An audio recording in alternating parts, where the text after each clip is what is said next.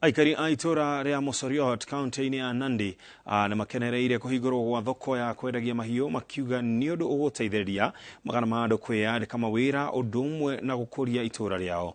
Oho nĩ morĩtie thirikari ya kaunti ĩrehe tabarĩra cia ũthii wa na mbere ta waki wa mathukuru, barabara, thibitarĩ o hamwe na ndobori cia maĩ, makiuga nĩ amwe arĩa marĩrĩhaga igoti kũrĩ thirikari ya kaunti.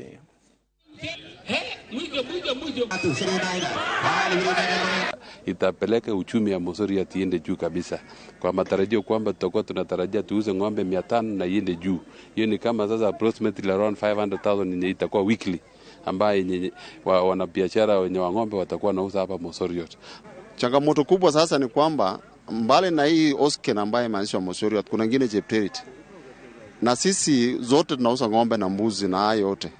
Sasa nilikuwa najiuliza kwamba kwa nini pia tusianze value addition ya ng'ombe, ili wakati tunapouza ng'ombe tunapima kilo na tunachinja pia, ili tuuze end product ya ng'ombe, to make value addition, ili kama kuna jambo tunajenga pia abattoir mahali wanachinjia ng'ombe, ili baadaye tunauza ng'ombe zetu kwa nyama na kwa kilo na